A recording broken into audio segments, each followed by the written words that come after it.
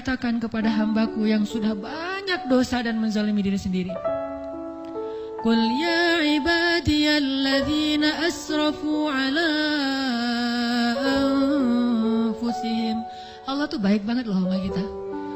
Allah tahu kita banyak dosa, tapi Allah masih manggil kita tuh ibadi, hambaku gitu coba. Itu panggilan lembut loh dari Allah. Allah kalau kasar panggil nama, ya Hanan, itu kasar tuh. Tapi ya ayah abdi itu lembut. Sama kayak Aisyah kalau marah sama Rasulullah manggilnya Muhammad. Aisyah, nih kata Aisyah sendiri, Aisyah radhiyallahu anha. Jadi kalau Aisyah manggil Rasulullah, ya Rasulullah, itu lagi enak tuh perasaannya, lagi moodnya lagi enak. Tapi kalau ya Muhammad, itu lagi marah. Tapi Rasul dipanggil Muhammad biasa-biasa aja ya. Kita mah kalau dipanggil nama, wah istri celaka nih, durhaka segala macam, keluar dalil. Nabi aja yang punya dalil nggak pernah ngeluarin, kita yang nggak punya dalil suka ngeluarin, kan aneh tuh. Hadis itu ucapan siapa? Ucapan Nabi kan? Ucapan saya apa ucapan Nabi? Lalu kenapa saya lebih sering mengeluarkan hadis itu daripada Nabi? Kan aneh tuh. Nabi aja yang ucapan beliau sendiri, hadis beliau sendiri, nggak pernah ngeluarin hadis-hadis tentang istri harus kayak gini untuk ngedidik istrinya supaya istrinya tunduk. Nggak. Nabi mah mengeluarkan hadis itu kepada kaum muslimah dalam suasana yang nyaman. Tapi kalau lagi marah nggak mau pakai hadis, nggak mau pakai ayat. Kita kalau lagi marah ayat hadis keluar semua tuh. Jadi taklim kita itu bahan untuk marah gitu. Kalau lagi marah ntar saya keluarin nih ayat-ayat yang kemarin saya dengar di taklim. Allah tuh baik banget sama kita. Udah banyak dosa masih manggil abdi, ibadi. Kalau yang banyak mah Qul ya ibadiyalladzina asrafu ala anfusihim. Katakan kepada hamba-hambaku, sama kayak ibu manggil ya bunayya, wahai anakku, anakku. Udah sering ngecewain ibunya, masih dipanggil anakku, nggak dipanggil nama. Saking maha baiknya Allah kepada hamba. Katakan kepada hamba-hambaku yang melampaui batas. Arti melampaui batas berarti dosanya tuh udah nggak kehitung, udah banyak banget. Dia buat zina, dia membunuh, dia minum khamar, kalau sekarang narkoba, dia pokoknya durhaka, ninggalin sholat, semuanya dia lakukan, termasuk perdukunan, syirik. Tapi Allah masih bilang, Qul ya ibadiyalladzina asrafu ala anfusihim. Apa pesannya? La taqnatu min rahmatillah.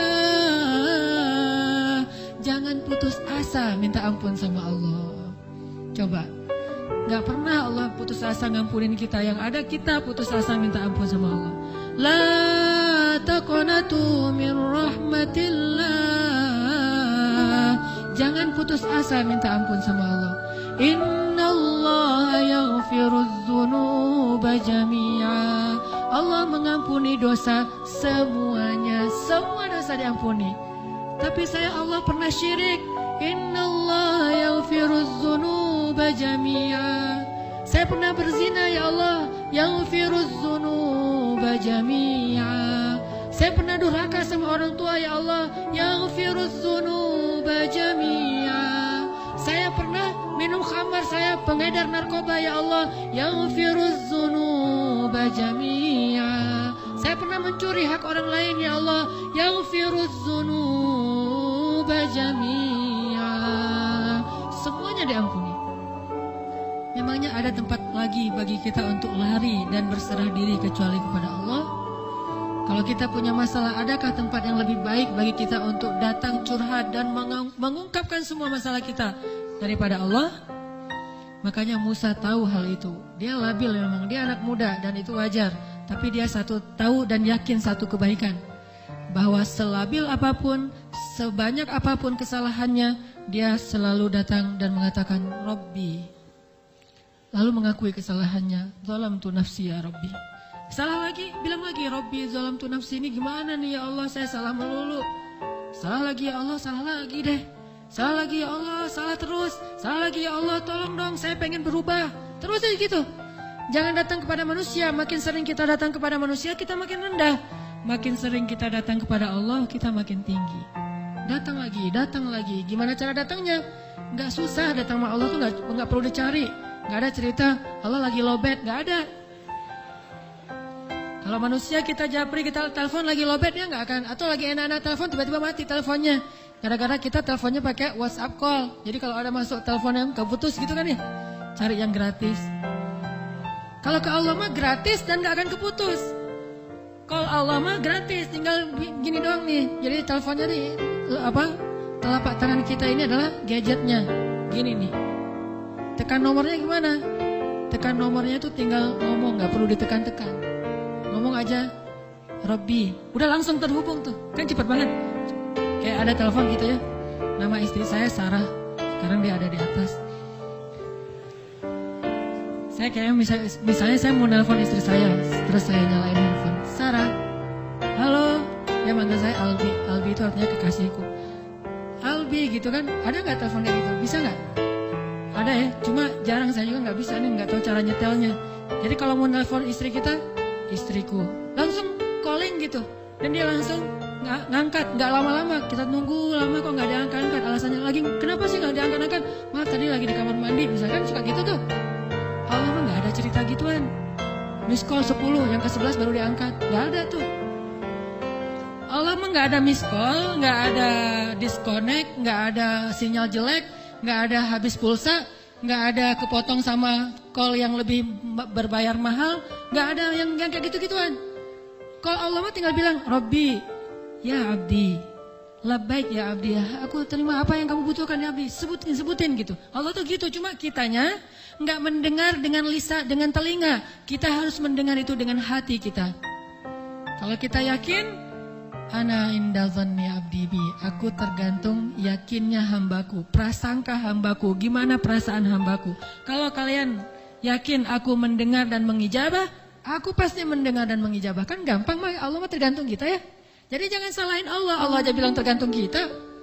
Kalau kita ngerasa doa kita nggak diijabah, jangan salahin Allah, kok Allah nggak mengijabah.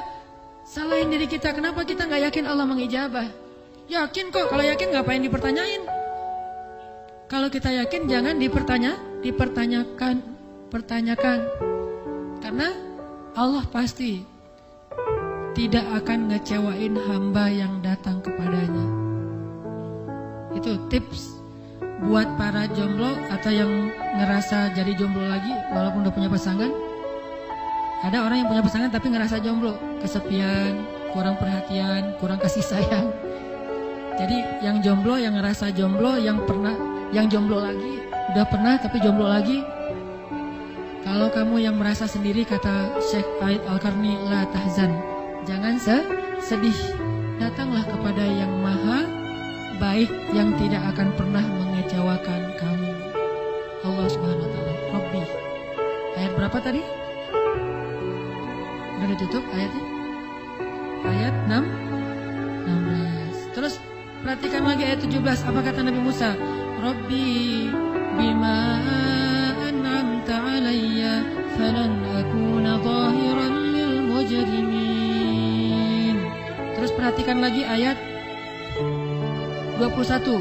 Rabbi najjini minal qaumidz zalimin. Ketika Nabi Musa lari ketakutan dikejar sama prajurit Fir'aun, Musa kalau sendiri lawan satu sama prajurit itu mungkin bisa menang. Tapi kalau satu pasukan, yang namanya manusia biasa kan ya, memang kalau duel gladiator 1 lawan 1 duel nih, pasti Musa menang karena terkenal paling kuat. Tapi kalau udah satu pasukan ya wajar kalau Musa lari dan ketakutan.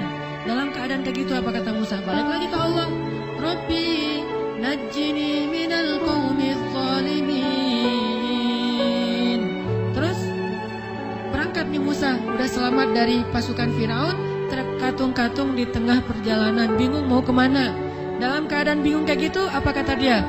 Asa Rabbi ayyahdiyani sawa'as sabil. Ayat 22. Semoga Allah membimbing saya ke jalan yang benar, jalan yang kebaikan. Terus aja Allah, Allah, Allah. Kalau kata Agim, Allah terus, Allah lagi, Allah aja terus. Gak berhenti-berhenti Allah, Rabbi ilahi. Perhatikan lagi ayat 24. Rabbi inni lima anzalta ilayya min khairin faqir. Pas Musa kelaparan di Madian itu sekarang Yordania.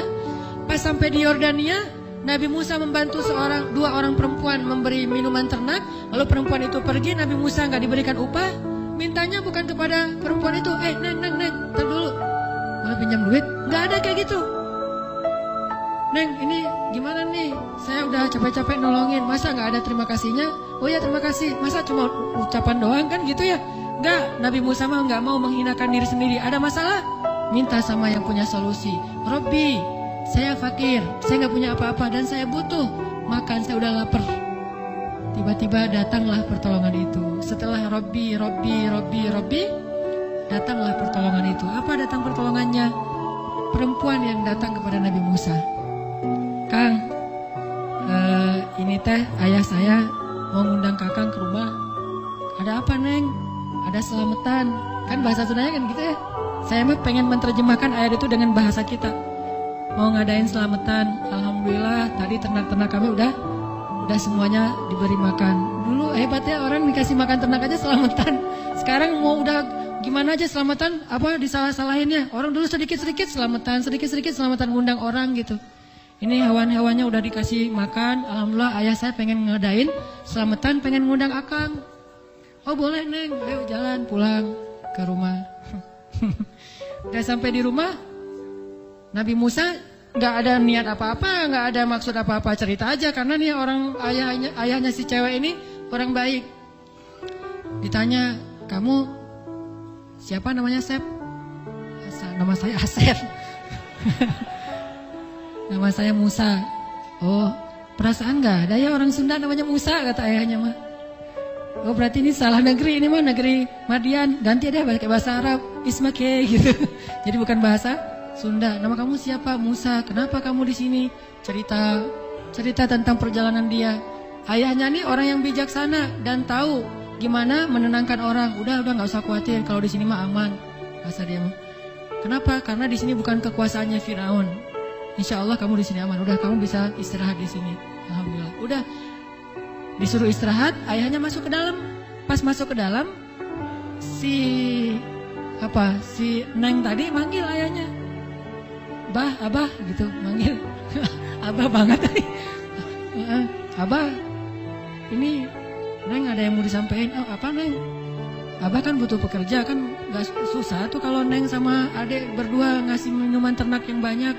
Pekerjain tuh, laki-laki itu kayaknya orangnya baik, si akang itu teh. Oh, ayahnya langsung ngerti. Kalau si cewek udah nyimpulin tentang seorang cowok, itu berarti ada hatinya, ada perasaan, ada harapan.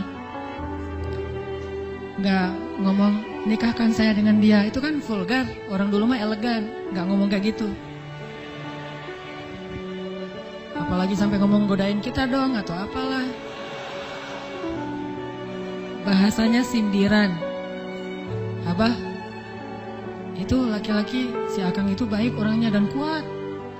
Pekerjakan dia di rumah kita. Ini kayak sandiwara radio ini. Terus ayahnya bilang, oh ya udah. Ayahnya bukan mempekerjakan, langsung ngerti kan? Wahai